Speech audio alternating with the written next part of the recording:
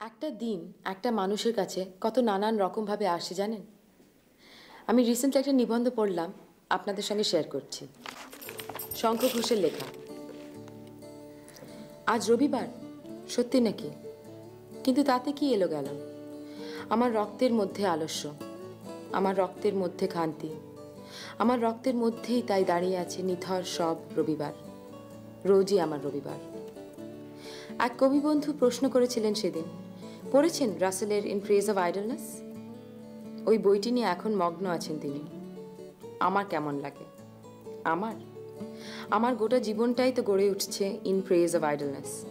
আমার কি আর খারাপ লাগতে পারে? প্রতিটি দিনের মধ্যেই আমি ভরে দিয়েছি সেই প্রশান্তি, সেই বিরাম। আজ কোনো কাজ নয়, কেউ আমাকে ছুতে পারবে না আজ। আজ আলস্যের দিন, আজ রবিবার, আরেক রকম রবিবার। আজ রবিবার, সত্যি নাকি? ওঠো ওঠো, তাহলে তাড়াতাড়ি করো, 1 মিনিটও দেরি নয়। মনে নেই আজ সুন্দর কাকুর নবান্ন? মনে নেই উল্টোডাঙ্গার পিকনিক? আরে মনে নেই আজ ডায়মন্ড হারবারে যাবার কথা শুক্লার বাড়িতে? আজ রবিবার, আজ ব্যস্ত দিন, আজ আত্মীয়তার দিন। কতদিন দেখা হয় না সবার সঙ্গে। আজ চলো, আজ সবাইকে মনে রাখবার, মনে করবার দিন। আর আরেক রকমের রবিবার, আজ রবিবার, চুপ, আজ একলা হবার দিন। যদিও বাইরে এত আলো, আমি আছি ঘরের ভিতরে। আমার ভিতরে আছে ঘর, ঘরে অন্ধকার। আজ মুখের উপর আলো, কিন্তু সে আলো পৌঁছয় না আমার শরীরের ভিতরে। আজ রবিবার, আজ অন্ধকারের দিন। আর একটা রবিবার। টিয়া এসে বলে, বাবা ওঠো, আজ না রবিবার। কেন উঠবো? বাহ, আজ না রবিবার? আজ তোমার সভা না? সভা? ও ঠিক, সভা। আজ তাহলে তাড়াতাড়ি উঠতে হয়। আজ আমার ঘরের সভা, সবাই সবার কাছে যাবে আজ, আসবে আজ। এ হলো সেই সমবায়ের সভা। ছোট এই ঘরের মধ্যে অনেক মানুষের যাওয়া আসা। এ হলো এক রবিবারের অবাধ জমায়েত। নানা বয়সী ছেলে মেয়েদের অল্প সময় সাহচর্য। এরা কবিতা লিখতে ভালোবাসে, এরা পড়তে ভালোবাসে। কবিতাকে আড়ালে রেখে গল্পে গল্পে আজ কবিতার সভা। আমার ভালো লাগলো তাই একটু শেয়ার করলাম। আবার ভালো লাগলে কিছু আবার কিন্তু শেয়ার করব, ঠিক আছে? চলুন তাহলে শুরু করি আজকের নারী।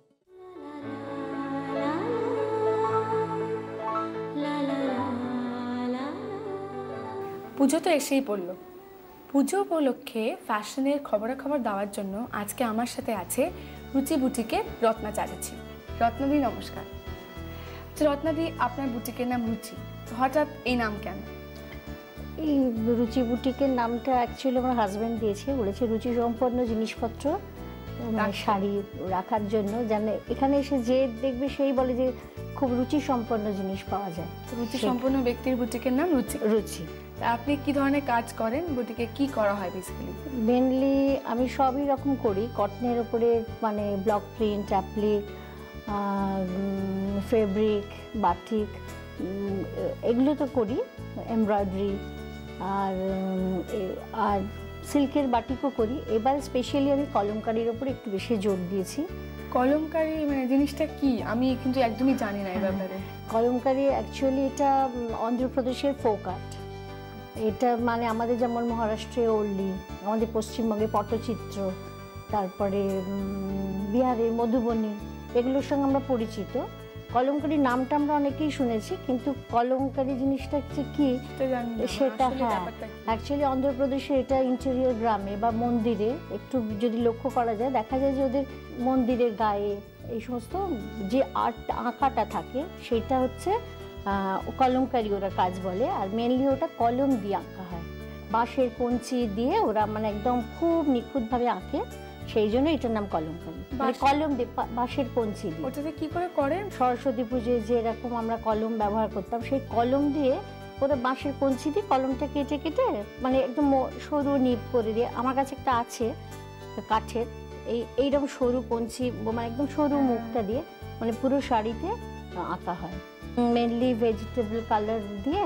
আর এটা আমরা যেমন করে মেহেন্দি পরি, এরকম কঞ্চির গায়ে আমরা এরমভাবে কাপড় জড়িয়ে নিই আমরা রঙের মধ্যে থেকে চুবোলাম, চুবিয়ে নিয়ে তারপরে এটাকে আমরা আস্তে আস্তে প্রেস করে করে রংটা এইভাবে রংটা, হ্যাঁ, তখন এইটা অ্যাবজর্ব হয়ে যায় বাঁশের কঞ্চির মধ্যে, তখন আস্তে আস্তে আস্তে আস্তে একটা নিখুঁত ব্যাপারটা এসে যায়। দেখতে পারি কি হ্যাঁ, জিনিসটা হ্যাঁ দেখতে মজাদার। হ্যাঁ।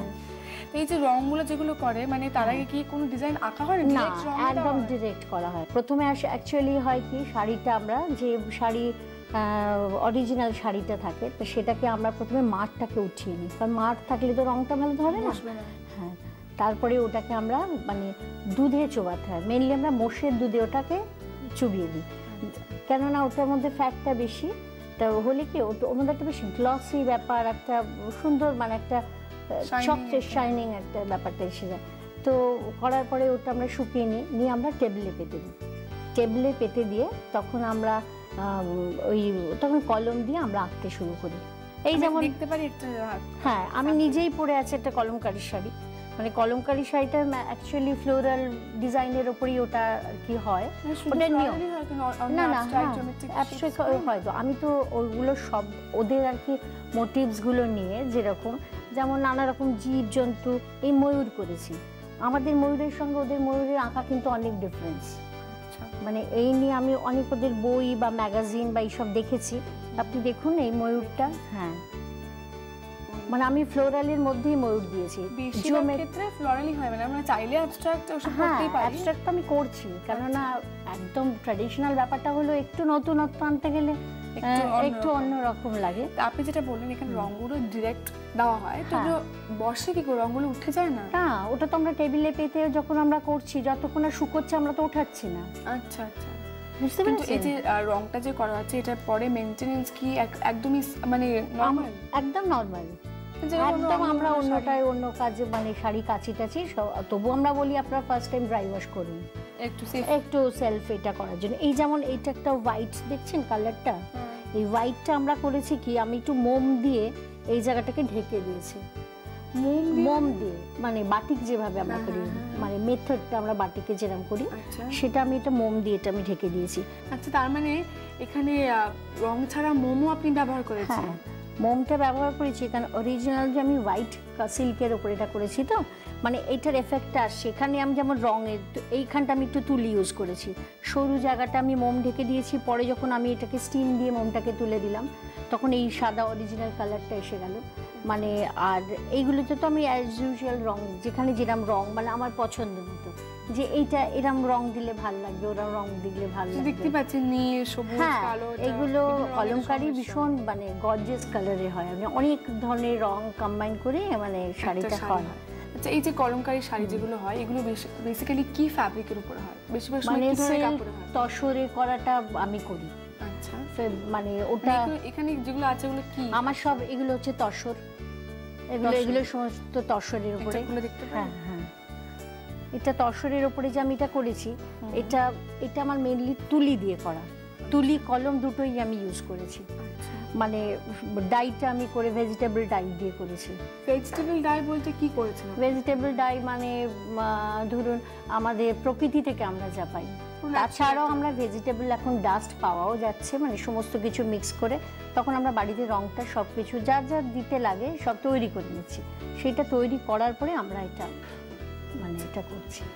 আর এই যে আপনি বললেন সিল্ক কিংবা তসর বেশিরভাগ সময় হয়, তো এগুলোর রেঞ্জটা মোটামুটি কিরকম? মোটামুটি রেঞ্জ আমার তসরের রেঞ্জ হলো 2600 টাকা আর সিল্কের রেঞ্জ 1800 টাকা। কেননা মোটামুটি আমি এগুলো রেখেছি, কারণ বিশাল বিশাল দাম হলে তো পড়া মানে কেনা একটু অসুবিধে, কিন্তু 2600 টাকা মানে 3000-এর মধ্যে রাখলো, এটা আপনি পার্টি ওয়্যারেও আপনি পড়তে পারবেন, বিয়ে বাড়িতেও আজকাল লোকে দিনের বেলা রাত্রিবেলা দিনের বেলা রাত্রিবেলা সবইতেই আপনি পড়তে পারবেন। রাতে হয়তো একটু ডিপ কালার পরলেন, মানে এই কালারটা সবুজ শাড়িটা দেখতে সুন্দর লাগে। সবুজ শাড়িটা দেখুন কালারটা, এটা আমার কলমকারির উপরে করা, খুব সুন্দর দেখতে রং। এটা মানে সিল্ক?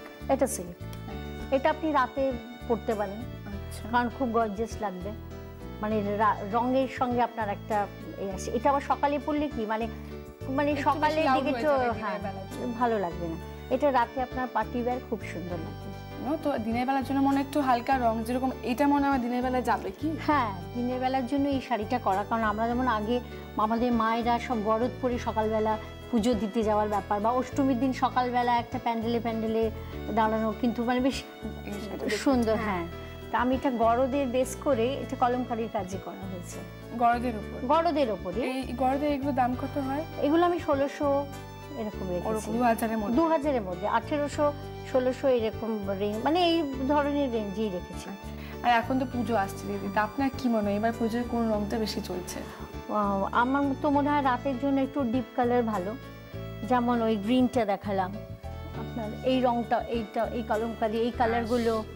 হ্যাঁ, না এটা হচ্ছে একটু ব্লু এর ওপরে, হ্যাঁ তসরের ওপরে, এগুলো একটু মানে ডিপও হলো আবার হালকাও হলো, মানে আঁচলটা খুব হালকার উপরে রেখেছি। একটা বিশাল বড় ময়ূর, মানে দুটো বড় বড় ময়ূর কভার করেছি। আপনার মনে হয় ময়ূর খুব ভালো লাগে? মোটামুটি আমি দেখেছি ময়ূর আমাকে ফেস স্যুট করে আর কি, ময়ূরে অনেকগুলো কালার দেওয়া যায়, মানে একটু খোলা যায় আর কি, ইলাবোরেটলি খোলা। হ্যাঁ, আর এই কালারগুলোও খুব সুন্দর, মানে রাতে যখন আপনার রং, মানে আলোর রংটা পড়ে, মানে প্যান্ডেলে বায়ে, তখন এইটা একটা আলাদা শাইন করে আর কি। অথচ মনে সেই চোখে একটা লাগে না, চকচক চকচক করছে, ভালো লাগছে না, মানে এইরকম ব্যাপারটা। আমার মনে হয় যে এই কালারগুলো চলবে আর কি। মোটামুটি কতদিন লাগে একটা শাড়ি করতে? কলমকারি যেগুলো কলম দিয়ে পুরো করা হয় 1.5-2 মাস লাগে, একটা শাড়ি 1.5-2 মাস লাগে, মানে অনেক দিন ধরে আস্তে আস্তে যাতে রঙগুলো না, হ্যাঁ সূক্ষ্ম কাজ এরকম লাগে। আর আমি সেই কারণে যে ওয়াক্সের উপরে করছি না, ওগুলো একটু মোটা কাজ হয়ে গেছে একটু, সেই জন্য এগুলো আমার খুব একটু মানে তাড়াতাড়ি হয়ে যায়। আর একটা শাড়ি নিয়ে যদি আমি 1.5-2 মাস পরে থাকি, মানে সম্ভব না। আর এখন দেখছি এত ডিমান্ড এটার, মানে সবাই বলছে দাও দাও দাও দাও, তো তাড়াতাড়ি করার জন্য আমি এবার কলমকারি চলবেই, মানে চলছে না, মানে চলবেই, মানে এটা আমি ভীষণ ভাবে, কারণ সিল্ক ফিল্ক তো এখন তো ব্লক ফ্লক তো হয়ে গেছে, দেখা যাচ্ছে এইগুলো খুব একটা দেখা যায় না। দিদি, আপনার শাড়িগুলো সত্যিই খুব ভালো লাগে দেখতে, খুবই ডিফারেন্ট। আমাদের দর্শকেরা অবশ্যই আপনাকে কন্ট্যাক্ট করতে চায়, আপনি যদি আপনার নাম্বারটা একটু দিয়ে দেন। আমার নাম্বার হচ্ছে 485, ফোন নাম্বার 2485-2464, আর বাড়ির অ্যাড্রেস হচ্ছে 3B মোনারপুকুর রোড, ক্যালকাটা 26, আর আমার বুটিকের নাম হচ্ছে রুচি। রত্নাদির কলমকারি শাড়িগুলো কিন্তু সত্যিই খুব সুন্দর। এবার চলুন মার্কেটে যাই, গিয়ে দেখি কোথায় ভালো ভালো কলমকারি শাড়ি পাওয়া যায়। কলমকারি প্রিন্টস নিয়ে কথাবার্তা বলার জন্য এবং কি ধরনের শাড়ি এগুলো পাওয়া যায় সেসব জানার জন্য আমি চলে এসেছি গড়িয়াহাটের কনিষ্কে। আচ্ছা দিদি, আমরা যে কলমকারি প্রিন্ট পড়ি এটা আসলে কি? এটা ভেজিটেবল ডাই আর কলম দিয়ে আঁকা, জিনিসটা পুরোটাই কলম দিয়ে আঁকা। মেনলি এটা আমাদের যেগুলো আছে সেগুলো পাড় আর আঁচলই আছে, পাড় আঁচল পুরোটাই একটা সরু পেন দিয়ে আঁকা। কি টাইপের ফ্যাব্রিকে বেশি হয়? এগুলো মেনলি তসর আর ক্রেপের ওপরেই হয়। আমি যেটা দেখতে পাচ্ছি, মানে এগুলো বেশিরভাগই বেশি ফোক মোটিভস, ফুল, এসব প্রিন্টস। এছাড়াও কি ব্লক প্রিন্টস, মানে ব্লক ইন দ্য সেন্স একটু অ্যাবস্ট্রাক্ট জিওমেট্রিক্যাল ফিগার্স, এই টাইপের প্রিন্টসও কি হয়? কেউ চাইলে হয়, কিন্তু আমাদের জেনারেলি এরকমই আসে, মানে চাইলে করতে পারা যায়, এমন না যে হবে না। হবে না সেটা না, কিন্তু বেশিরভাগ আমাদের এরকম ধরনেরই আসে। আচ্ছা, এগুলোর দাম মোটামুটি রেঞ্জটা কিরকম? এটা 4000 থেকে 4000 একটাই দাম আছে, আর আরেকটা হয় যেটা 5000ও হয়, 4000 to 5000। এই পুজোর ক্রেজ কিন্তু কলমকারির ভীষণভাবেই বেড়ে গেছে। আপনারা নিশ্চয়ই এটা একটা নিজের ওয়ার্ড্রপে নিতে চান, দেরি করার কিছু নেই, শিগগিরই চলে আসুন আর নিজের পছন্দের মতো একটা কিনে নিন।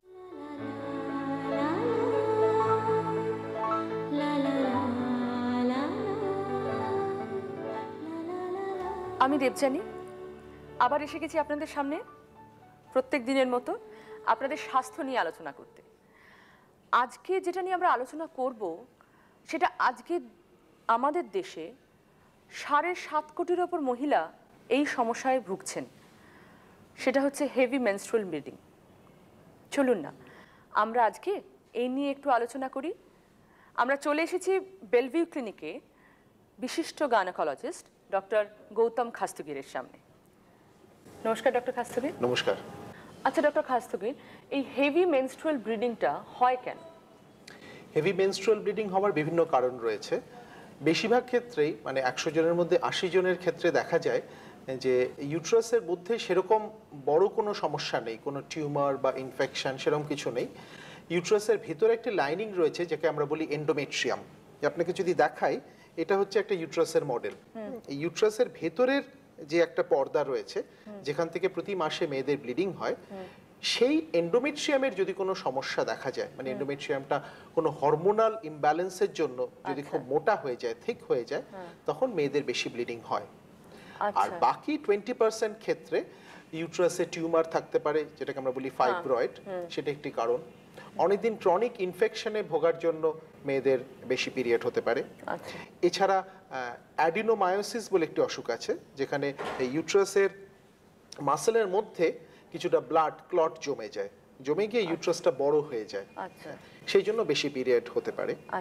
আর এছাড়া খুব রিয়েরলি আমরা পাই যে ইউট্রাসের ক্যান্সার যদি হয়, সেক্ষেত্রেও অনেক সময় ইররেগুলার ব্লিডিং হয়, কিন্তু যখন ব্লিডিং হয় তখন বেশি অতিরিক্ত মাত্রায় হতে পারে। কাদের এটা বেশি হয়, মানে কোনো এজ গ্রুপ আছে কি, এই এজ গ্রুপ থেকে এই এজ গ্রুপ মহিলাদের মধ্যে এটা বেশি হচ্ছে? এটা ধরুন মেয়েদের পিরিয়ড শুরু হয় 10 কি 12 বছর বয়সে, 50 বছর পর্যন্ত চলে।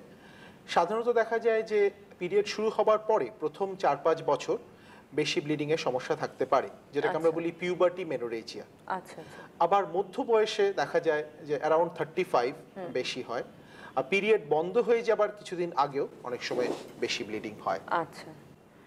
আর যাদের ধরুন কোনো মেডিকেল প্রবলেম রয়েছে, কেউ তো থাইরয়েডের সমস্যায় ভুগছেন বা কারোর অ্যানিমিয়া রয়েছে, এরকম অনেক সিস্টেমিক কারণেও, অনেক সিস্টেমিক ইলনেসেও দেখা যায় বেশি পিরিয়ড হচ্ছে। বা কারোর ধরুন ব্লাড ক্লটিং এর কোনো সমস্যা রয়েছে, আইটিপি বলে একটি অসুখ আছে, তা যেখানে প্লেটলেটের সমস্যা থাকে, বা কেউ কেউ জন্মগতভাবে ব্লাড ক্লটিং এর কোনো সমস্যায় ভুগছেন, বা কেউ ব্লাড ক্লট না করার জন্য কোনো ওষুধ খাচ্ছেন, যেমন ওয়ারফারিন বলে এক রকমের ওষুধ দেওয়া হয়, এইগুলোর পার্শ্ব প্রতিক্রিয়া হিসেবে, সাইড এফেক্ট হিসেবেও হেভি ব্লিডিংটা হতে পারে। আচ্ছা, আমি শুনেছি কোনো একটা হরমোনাল ট্রিটমেন্ট বেরিয়েছে যেটা দিয়ে নাকি এটা কমানো যায়, এটা যদি একটু বলেন। হরমোনের ওষুধ তো আমরা বহুদিন যাবতই ব্যবহার করছি। এতদিন পর্যন্ত আমরা মুখে খেতে হতো, মানে ওরাল ট্রিটমেন্ট ছিল হরমোন। তার মূল অসুবিধা ছিল তার প্রচুর সাইড এফেক্টস, মানে বিভিন্ন রকমের সাইড এফেক্টস, যেরকম পেশেন্টরা গ্যাস্ট্রিক প্রবলেম, অ্যাসিডিটির সমস্যা হতো, অনেকে ওজন বেড়ে যেত বলে অসুবিধা ভুগতেন, হেডেক, মাথার যন্ত্রণা, ব্রেস্ট টেন্ডারনেস, ব্লোটিং, তলপেটটা ভারী লাগা, হাতে পায়ে ব্যথা, এই সমস্যাগুলো হতো বলে বেশি দিন মহিলারা এই ওষুধগুলো কন্টিনিউ করতে পারতেন না। এখন আমরা ওষুধটা কেন দিতে চাই? এই বেশি ব্লিডিং এর, যেটা আপনাকে প্রথমে বললাম, বেশিরভাগ ক্ষেত্রে হরমোনাল ইমব্যালেন্সের জন্য এটা হচ্ছে। মেয়েদের শরীরে ওভারিজ থেকে দুটো হরমোন বেরোয়, একটির নাম ইস্ট্রোজেন আর একটি প্রোজেস্টেরন। ইস্ট্রোজেনের কাজ হচ্ছে ইউট্রাসের মধ্যে যে লাইনিংটা রয়েছে সেটাকে তৈরি করা, থিকনেসটাকে বাড়ানো, যাতে যদি প্রেগন্যান্সি আসে, যাতে প্রেগন্যান্সিটা সেখানে সেটেল করতে পারে। যেই ওভুলেশন হয়ে গেল, মানে দুটো মেনস্ট্রুয়েশনের মাঝখানে একটা রিলিজড হয়, ওভুলেশন হয়ে গেলে প্রোজেস্টেরন বলে আরেকটি হরমোন বেরোয়, তার তখন কাজ হচ্ছে ইউট্রাসের ভেতরের লাইনিংটাকে আরো অ্যাপ্রোপ্রিয়েটলি প্রস্তুত করা, যাতে প্রেগন্যান্সিটা ওখানে থাকতে পারে। কিন্তু যদি প্রেগনেন্ট না হন সেই মহিলা, তাহলে সেই লাইনিংটা ঠিক 14 দিনের মাথায় ওভুলেশনের পরে শেড করে গিয়ে মেনস্ট্রুয়াল ব্লিডিং হয়। এখন অনেক ক্ষেত্রেই দেখা গেছে যে এই প্রোজেস্টেরনের যদি ডেফিসিয়েন্সি থাকে, প্রোজেস্টেরন ঠিকমতো না বেরোয়, তাহলে অনেক সময় দেখা গেছে যে এরকম মেনস্ট্রুয়াল ব্লিডিং এর প্রবলেম হতে পারে। এখন এই প্রোজেস্টেরন আমরা যদি মুখে দিই, বিভিন্ন রকমের সাইড এফেক্টস হতে পারে, যেটা আপনাকে বললাম। বর্তমানে আমরা যে নতুন পদ্ধতিটা পেয়েছি, সেটা তাতে ইউট্রাসের মধ্যে এই প্রোজেস্টেরন ওষুধটাকে আমরা দিয়ে দিতে পাচ্ছি একটি ছোট্ট ডিভাইসের মাধ্যমে। এখানেই আছে, আমি আপনাকে দেখাচ্ছি। এটি হচ্ছে সেই ডিভাইসটি। এই ডিভাইসটি, এটা যদি আমি বাইরে বের করি, অ্যাকচুয়ালি ইউট্রাসের মধ্যে প্লেস করা হবে এই ছোট্ট জিনিসটি। এই সবুজ যেখানে দেখছেন, তার মধ্যে প্রোজেস্টেরন হরমোন রেখে দেওয়া আছে, এবং সেটি প্রতিদিন 20 মাইক্রোগ্রাম, খুব কম ডোজে ইউট্রাসের মধ্যে বেরোচ্ছে, এবং এটি 5 বছর ধরে কাজ করবে। এখন প্রশ্ন হচ্ছে যে এটা আমরা ইউট্রাসের মধ্যে কি করে প্লেস করব, সেটা খুব একটা জানার দরকার। এটা প্লেস করার জন্য সত্যি কথা বলতে গেলে অ্যানেস্থেশিয়ার দরকার নেই, কিন্তু সাধারণত আমরা যেটা করছি যে আমাদের দেখে নেওয়া দরকার যে ইউট্রাসের মধ্যে অন্য কোনো সমস্যা আছে কিনা। অনেক সময় ইউট্রাসের মধ্যে ছোট্ট পলিপ থাকে, কখনো ফাইব্রয়েড থাকে, যেটা এত ছোট যে আল্ট্রাসোনোগ্রাফিতে ধরা নাও পড়তে পারে। তা সব থেকে ভালো হয় যে ইউট্রাসের মধ্যে যদি আমরা যন্ত্রের সাহায্যে দেখে নিই, একটা যন্ত্রের সাহায্যে ইউট্রাসের মধ্যে দেখে নিলাম কিছু সমস্যা আছে কিনা, এটার জন্য অল্প কিছুক্ষণ অজ্ঞান করতে হয়, এবং দেখে নেওয়ার পরে ইউট্রাসের ভিতর থেকে একটি স্যাম্পল নিয়ে নিলাম, কোনো রকমের ম্যালিগনেন্সি, ক্যান্সার এক্সক্লুড করার জন্য।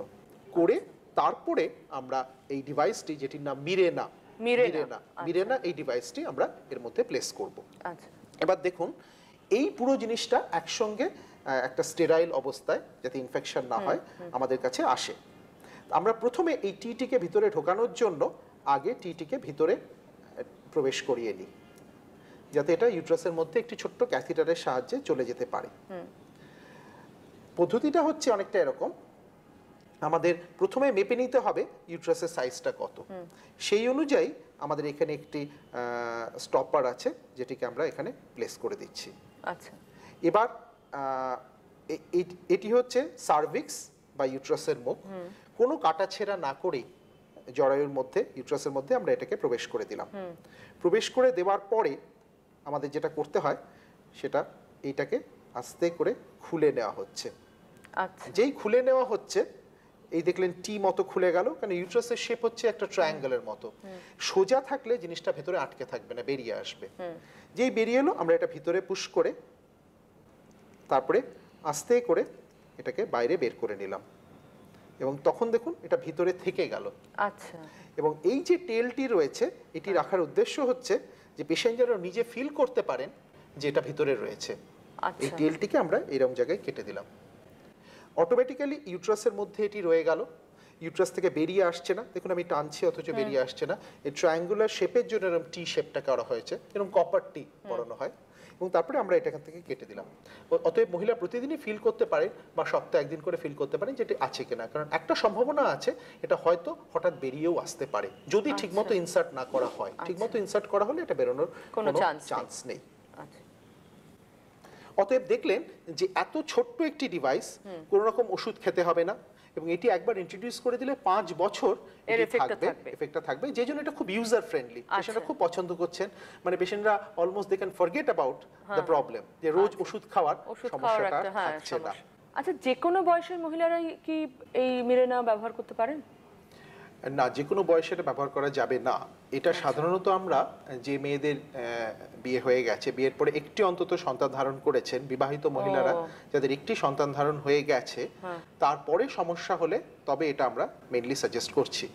অতএব আনম্যারিড মেয়েদের, অবিবাহিত মেয়েদের ক্ষেত্রে এটা অ্যাপ্লিকেবল নয়। না, তার কারণ হচ্ছে যে অবিবাহিত মহিলাদের ক্ষেত্রে আমরা চাই না যে ইউট্রাসের মধ্যে কিছু, জরায়ুর মধ্যে কিছু প্লেস করতে। যদিও এই পদ্ধতিটার একটা ক্ষীণ সম্ভাবনা আছে যে এরকম ইউট্রাসের মধ্যে যে কোনো কিছু প্লেস করলে একটা মাইল্ড ইনফেকশনের সম্ভাবনা আছে, কিন্তু সেটা খুবই নেগলিজেবল। সেই জন্য এই রিস্কটা নেওয়া যায় না একজন আনম্যারিড মেয়ের ক্ষেত্রে, বা কোনো ম্যারিড মহিলা যাদের কোনো ইস্যু হয়নি, তাদের এই পদ্ধতিটা আমরা ব্যবহার করছি না। এই টেকনিকটার একটা বিশেষ সুবিধা হচ্ছে এটি কন্ট্রাসেপশনেরও কাজ করে, এবং হিস্টোরিক্যালি যদি আমরা দেখি যে পদ্ধতিটা কিভাবে আবিষ্কার হলো, তাহলে কিন্তু সেই কন্ট্রাসেপশনেতেই ফিরে যেতে হয়। আমাদের দেশে যেরকম কপার টি ব্যবহার হয় কন্ট্রাসেপশন হিসাবে ইন বিটুইন প্রেগনেন্সি স্পেসিংটা বাড়ানোর জন্য, স্ক্যান্ডিনেভিয়ান কান্ট্রিজে এই মিরেনা পদ্ধতিটি চালু ছিল। একটা অদ্ভুত জিনিস দেখা গেল যে 1970-এর দশকে যখন এইটি ব্যবহার ওখানে শুরু হয়, প্রতি 10 বছরে ওদের কত অপারেশন হচ্ছে তার রেকর্ড রাখা হয়, এবং দেখা গেল যে সেই 10 বছরে তার আগের 10 বছরের তুলনায় হিস্টেরেক্টমি অপারেশনের বা এই অতিরিক্ত ব্লিডিং সংক্রান্ত যাবতীয় অপারেশনের ইনসিডেন্সটা খুব কমে গেল, অলমোস্ট হাফ বা 1/3 হয়ে গেল।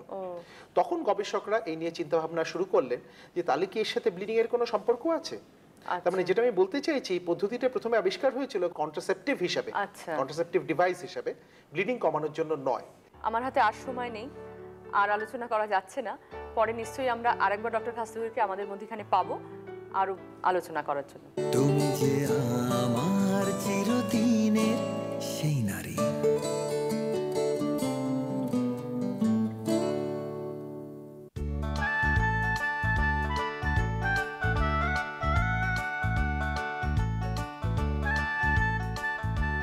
এই মেশিনটির নাম হচ্ছে লেগ প্রেস। লেগ প্রেসেও রেজিস্ট্যান্স বাড়ানো যায়। প্রথমে শুরু করা হয় খুবই কম রেজিস্ট্যান্স দিয়ে, এবং যত দিন যাবে তত রেজিস্ট্যান্সগুলো বাড়াবেন। তার মানে রেজিস্ট্যান্সের অ্যাগেনস্টে পায়ের অ্যাকশনটা অনেক বেশি জোরালো আপনাকে করতে হচ্ছে, এবং সেটা ধীরে ধীরে করছেন। মেয়েদের যেটা একটা পারপিচুয়াল প্রবলেম হচ্ছে যে পেটটা বড় হয়ে যাচ্ছে, লেগ প্রেস সাহায্য করে আপনাদের ভুঁড়িটাকে কমাতে। এইটার একটা ঘরোয়া এক্সারসাইজ আছে। মেঝের ওপর একটা ম্যাট্রেস পেতে নেবেন, সেটা যেন স্লিপ না করে, তাতে শুয়ে পড়বেন।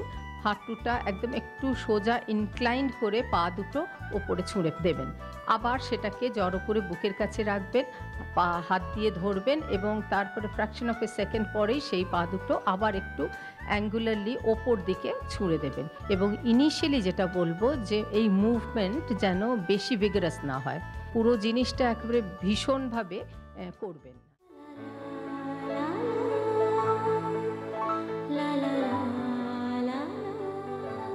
নমস্কার, আমি সায়ন্তনী।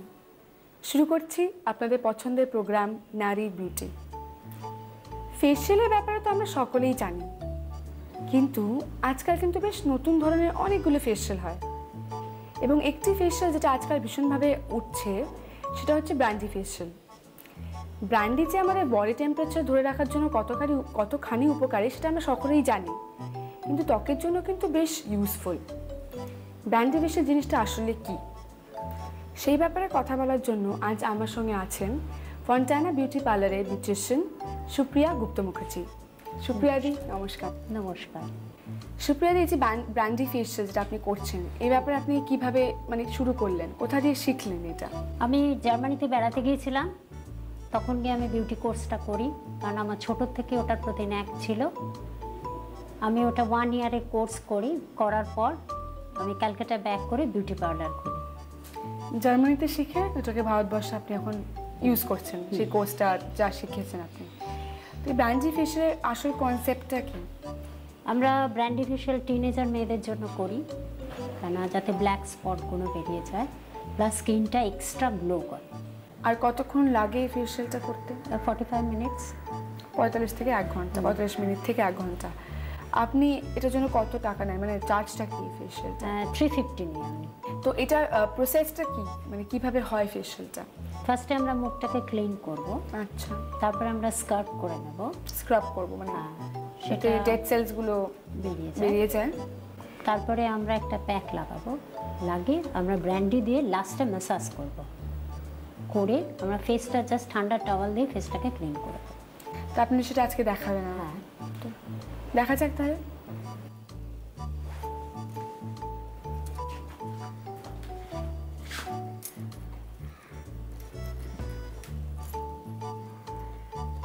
আপনি যে ব্র্যান্ডিটা লাগাচ্ছেন ওটার সঙ্গে কি অন্য কিছু মেশাচ্ছেন? হ্যাঁ, আমরা অল্প পরিমাণে রোজ ওয়াটার মিক্সিং করে নিই। একটু গোলাপ জল মেশানো হয়। এটার কারণটা কি গোলাপ জল মেশানোর? আমরা ডাইরেক্ট স্কিনে ব্র্যান্ডি লাগাতে পারি না। যে ব্র্যান্ডটি ইউজ করা হয়, যেটা লোকাল মার্কেটে যে ধরনের ব্র্যান্ডি পাওয়া যায় সেগুলো। আমরা ফার্স্টে স্কার্ব করে নিচ্ছি কিউকাম্বার দিয়ে, চিনি দিয়ে, শসা আর চিনি দিয়ে। হ্যাঁ,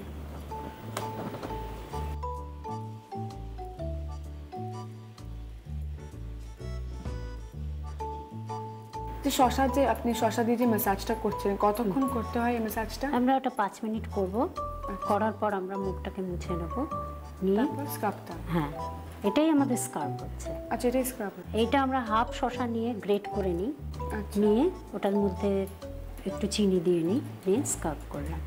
ঠান্ডা টাওয়াল দিয়ে ভালো করে মুছে নেব, নিয়ে আমি এখন একটা প্যাক লাগাবো। প্যাকটা কিসের? প্যাকটা হচ্ছে আলু আর দুধের সর, তাহলে যে স্পটটা থাকবে সেটা চলে যাবে। আলুটা কি ওই স্পট দূর করতে? হ্যাঁ হ্যাঁ, আলুটাও আমি হাফ একটা আলু গ্রেট করে নিয়ে এসেছি, ওটাতে সর, দুধের সরটা। আলুটাই গ্রেট করেছেন, তারপরে দুধের সর। তো অনেক সময় তো শুনেছি দুধের সরে পিম্পলস বেরিয়ে যেতে পারে। না, যেহেতু আলুটা আছে ওটা প্রোটেক্ট করছে। আমরা চোখের তলায় এটা ভালো করে লাগাই, চোখের তলায় যে একটা দাগ থাকে সেই দাগটা কেটে চলে যায়। দাগটা অনেকেরই সমস্যা হয় ডার্ক সার্কেলসে, সেটা চলে যায়। কেউ সামাতে তুমি কিভাবে তৈরি করতে হয় প্যাকটা? এটা আলুটাকে আমরা গ্রেট করছি, তারপর জাস্ট দুধের শর্ট দিচ্ছি, আর কিছু আমরা দিই না। এটা আলুটা আমরা সঙ্গে সঙ্গে গ্রেট করি, যদি আগে করে রাখি একটা ব্ল্যাক রং এসে যাবে, যার জন্য আমরা সঙ্গে সঙ্গে গ্রেট করে তখনই আমরা লাগাতে থাকি। এই যে প্যাকটা যে আপনি লাগাচ্ছেন সেটাকে আমরা ঘরে ট্রাই করতে পারি? হ্যাঁ, এটা ঘরোয়া প্রসেস আপনারা করতে পারেন। এটাও কি সানবার্ন দূর করতে? হ্যাঁ, এটা তো সাহায্য করবে। এটা একদম ড্রাই ভাব থাকবে না, একটু লিকুইড থাকবে, তাহলে আমাদের লাগাতে সুবিধা হয়। আমরা চোখের উপর একটা তুলো দিয়ে দেবো এরকম ভাবে 5 মিনিট রাখবো? হ্যাঁ, আমরা রোজ ওয়াটারে তুলোটা ভিজিয়ে চোখের উপর দিয়ে রাখবো, দিয়ে 5 মিনিট রাখবো, তারপরে আমরা ফেসটাকে ক্লিন করব।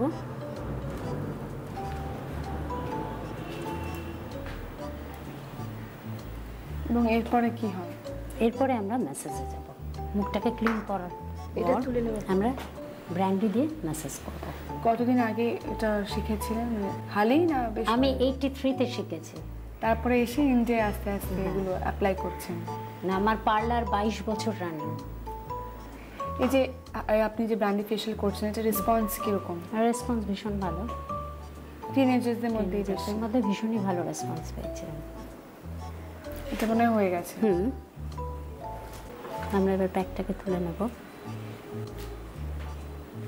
তারপরে last brandy face massage. Massage ঠিক কটা সিটিং এর পর ইফেক্টটা বোঝা যায় যে না বেটার হচ্ছে? 3 মাস কন্টিনিউ করলেই ধরতে পারবে স্কিনের চেঞ্জটা। মানে মাসে দুবার করতে? মাসে দুবার করতে হবে, 6টা সিটিং এর পর। 6টা সিটিং এর পর। রেগুলার অনেকে 4টে সিটিংয়েও রেসপন্স পেয়ে যায়। ডিপেন্ড করে কার স্কিন কতটা ড্যামেজ হয়েছে। আমরা স্কিনটাকে ক্লিন করে নিলাম। এই আলু আর শসার প্যাক লাগাতেই দেখুন মুখটা অনেকটা গ্লেজ এসে গেছে। বুঝতে পারছি। এইবার আমরা ব্র্যান্ডি দিয়ে ম্যাসাজ করব। তার মধ্যে একটু রোজ ওয়াটার। হ্যাঁ, ফার্স্ট একটু তুলো দিয়ে জাস্ট লাগিয়ে নেবো, তারপরে হাতে তুলে তুলে লাগাবো। আপনি যে ব্র্যান্ডি যেটা দিচ্ছেন, এটা জ্বালা সেন্সেশন আসে না? যদি স্কিনটা ফাটা থাকে তবে একটু জ্বালা হবে, কিন্তু সেটা ভয়ের কিছু কারণ নেই। এটা নিশ্চয়ই ঠিক ঠিক মাপ আছে? হ্যাঁ, ওটা একটা মাপ আছে। তারপরে আমরা রোজ ওয়াটার দিয়ে আমরা ফেশিয়ালের ম্যাসাজটা স্টার্ট করি। ম্যাসাজটা ঠিক কতখানি, মানে কতক্ষণ ধরে করতে হয়? 15 মিনিটস ম্যাসাজ দেবো। চোখের তলায় এটা আলতো করে ম্যাসাজ দিতে হবে, কারণ ভীষণ সেন্সিটিভ স্কিন এই জায়গাগুলো।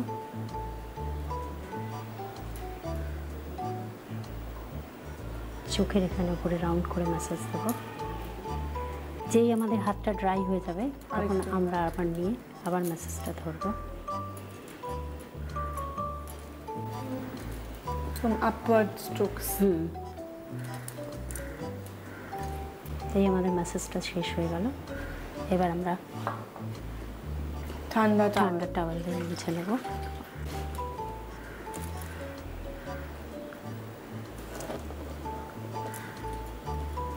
তারপরে আমরা ফ্রিজে রাখা ঠান্ডা টাওয়েল মুখের উপর দেবো। কারণটা কি? স্কিনটা ঠান্ডা হবে এবং আরাম পাবে। আচ্ছা, ওকে দেখে আমারই আরাম লাগছে, আমার ইচ্ছে করছে ওখানে বসেই ঠান্ডা টাওয়েলটা মানে মুখে দিতে। বেশ গ্লেজ এসে গেছে কিন্তু মুখের উপর। দাগগুলো অনেকটা মিলিয়েছে, চলে গেছে, মিলেই গেছে। সুচন্দা গিয়ে দেখবে, সিরিয়াসলি অনেক গ্লেজ এসে গেছে। এই আমাদের ব্র্যান্ডি। এবার আমরা আলতো হাতে জলটাকে সোক করে দেবো। আমাদের ফেশিয়াল কমপ্লিট হয়ে গেল। আশা করি আপনাদের ভালো লাগলো এই ব্র্যান্ডি ফেশিয়ালের কনসেপ্টটা। আপনারা যদি দিদির সঙ্গে যোগাযোগ করতে চান সেটা আমাকে লিখে পাঠাবেন, আমি কিন্তু মাধ্যমতে অ্যাজ ইউজুয়াল রাজি। তাছাড়াও আপনাদের কাছে যদি কোনো হেল্পফুল টিপস থাকে সেটাও আমাকে লিখে পাঠাবেন। সেই টিপসগুলো থেকে আমরা সিলেক্ট করে নেবো সবার থেকে সেরা টিপটি, এবং সেটা যদি আপনার হয় আপনি পাবেন একটি আকর্ষণীয় পুরস্কার। আজ তাহলে এতখানি, আবার দেখা হবে। ভালো থাকবেন।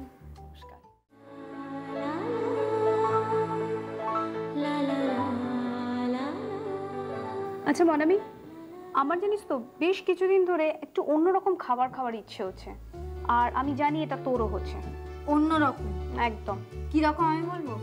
বল। চাইনিজ। রাইট।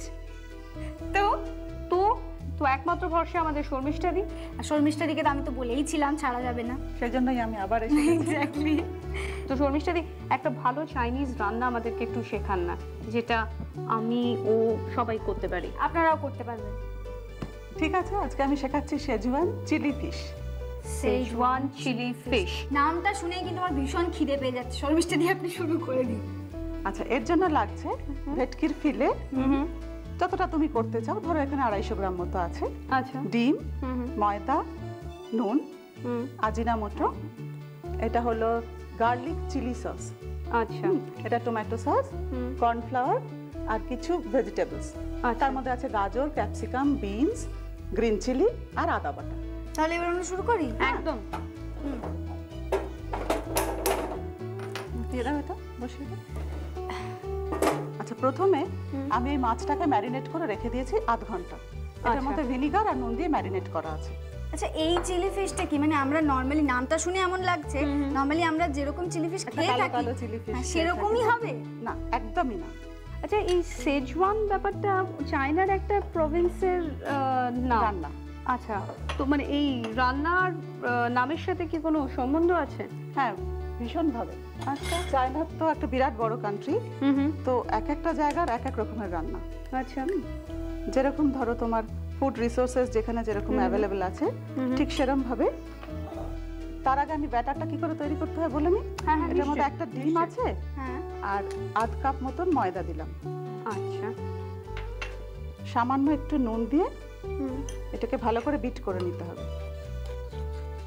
যেরকম ধরো বেজিং এর রান্না খুব ফেমাস, সেখানকার ফ্রাইড ফুডস আর ক্রিস্প রান্নার জন্য, যেরকম বেজিং ডাক। আচ্ছা, ব্যাটারটা একটু এটা সাদা তেলই হবে, ঘনই হবে। হ্যাঁ, বিট করা হয়ে গেলে এবার আমি মাছগুলো ডুবিয়ে ভাজবো। মাছগুলো দেখে নিয়েছি একটু মোটা মোটা করে কাটা আছে। মানে এটা যে আপনি যে তেলটাতে ভাজছেন আপনি, সেটা কি মানে সাদা তেল? সাদা তেল। চাইনিজ রান্না বেশি ভালো হয় সিসেমি অয়েলে করলে, মানে তিল তেল। আচ্ছা, তবে হোয়াইট অয়েলেও করা যায়, আমরা যেটা করে থাকি। কোনটা বেশি ভালো হয়? সিসেমি অয়েলেই ভালো।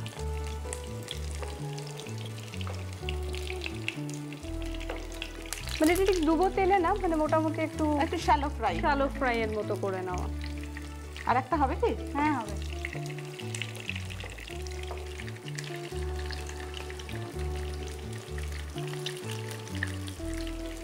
তোমাদের দুজনের জন্য এনাফ। হ্যাঁ, আমার একার জন্যই আর কি। অবস্থা সত্যি।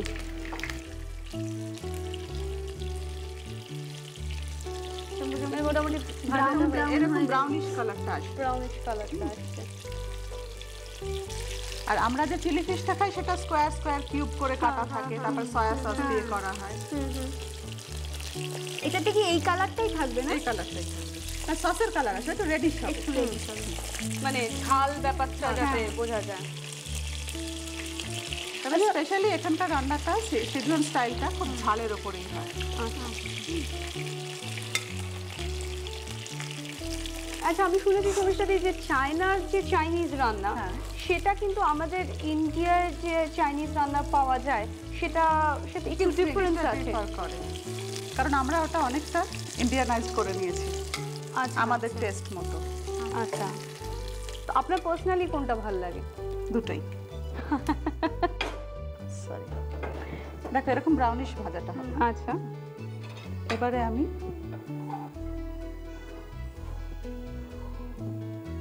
প্রথমে বিনস দিলাম, তারপর ক্যাপসিকাম, তারপর গাজর। আর এটাতে কিন্তু লঙ্কা দিতেই হবে। হ্যাঁ, সুতরাং গরমে কম খাবে। গ্রিন চিলি, রেড চিলি যা যা পারো একটু বেশি পরিমাণে। বেশি পড়লেই কি স্বাদটা বেশি ভালো হবে? একটু হট হয় তো সেই জন্য। আচ্ছা শর্মিষ্ঠাদি, একটা জিনিস দেখছি যে চাইনিজে যখন আমরা ভেজিটেবল অ্যাড করছি তখন তার কাটিংটাও কিন্তু কাটিংটা খুব মানে ভালো যদি না হয় তাহলে কিন্তু চাইনিজের রান্নার অর্ধেক মজাটাই নষ্ট। ওখানকার রাজাদের প্রথম কথা হলো কাটিং যদি ভালো না হয় তাহলে সেই রান্নাটা খাওয়ার মতোই নয়। আচ্ছা, সেইটাই চলে আসছে। সেটাই চলে আসছে। দেখো এটাকে বলে সতে করে ভাজা, মানে আমরা যেরকম ধরো ইন্ডিয়ান ফুডে খুব ডিপ ফ্রাই করি তো সেরকম না। আচ্ছা, এর মধ্যে এবার আমি সসগুলো দেব। এটা হলো chilli garlic sauce, 2 tablespoon দিলাম। চিলি গার্লিক সস শুনেই বুঝতে পারছো আমাদের গার্লিক আছে, চিলি আছে। 1 কাপ মতো এটা পুরোটাই। 1 টিস্পুন মতো আদা বাটা।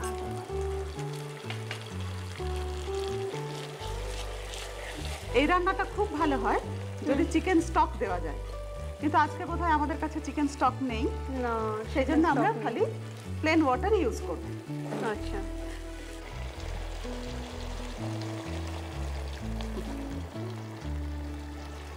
এটা কি খুব একটা গ্রেভি মতো থাকবে শর্মিষ্ঠাদি, নাকি এটাকে একটু গ্রেভি থাকবে? একটু গ্রেভি থাকবে। এটা অ্যাকচুয়ালি রাইস দিয়ে খাওয়ার জন্য। দেখি খেতে ইচ্ছে করছে, গ্রেভিটাই দেখে খেতে ইচ্ছে করছে। আর অনেক দিন ধরে না মনে হচ্ছিল চাইনিজ খাবো। এবার চাইনিজ গন্ধ বেরোচ্ছে। চাইনিজ রেস্টুরেন্টে ঢুকলে যে স্মেলটা পাওয়া যাচ্ছে। এক্স্যাক্টলি। আচ্ছা, এই স্মেলটা আসে কিসের জন্য? এটা কি আজিনামোটোর জন্য নাকি? আজিনামোটো এখনো দিইনি, তবে এই সসগুলোর উপরেও ডিপেন্ড করে। আচ্ছা, এটা কতটা? আজিনামোটো কিন্তু আমি দিচ্ছি, আপনাদের ইচ্ছা না হলে নাও দিতে পারেন। এর জন্য কোনো আলাদা কিছু স্বাদ পাল্টাবে বা এরকম কিছু হবে? একটু তো পাল্টাই। আচ্ছা, এবারে আমি দেবো কর্নফ্লাওয়ার। মানে আগে কর্নফ্লাওয়ার থেকে আপনি গুলে নিচ্ছেন, এটা আমরা ডাইরেক্টলি রান্নায় দেবো না? না না, তাহলে লাম্প হয়ে যাবে। ও রাইট। 1 চামচই হয়ে যাবে না? 1 চামচই যথেষ্ট। ভালো করে গুলে নিয়ে এটা এবার এর ভেতর দিয়ে দিলাম।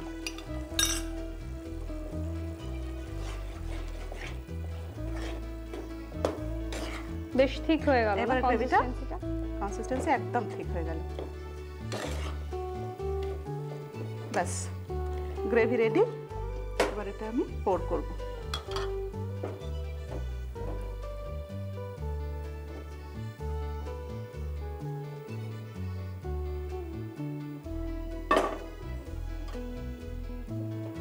এটা ভালো করে স্পুন দিয়ে মানে ওটাকে ইভেন করে দিতে হবে না? করে দিলাম। নাও, তৈরি তোমাদের শেজওয়ান চিলি ফিশ। ওয়াও, আর কালারটাও কিন্তু দেখ সেরকম কালো বা ওই রকম টাইপের আসে না, এটা রেডিশ ব্রাউনিশ রেড টাইপের এসছে। দারুণ হয়েছে, আমার তো দেখি খেতে ইচ্ছে করছে। শেজওয়ান ফিশ করতে আমাদের লাগছে বড় মাছের টুকরো 5টি, গোটা লাল লঙ্কা 10 গ্রাম, আদা বাটা 5 গ্রাম, আজিনামোটো, নুন, চিনি, কর্নফ্লাওয়ার।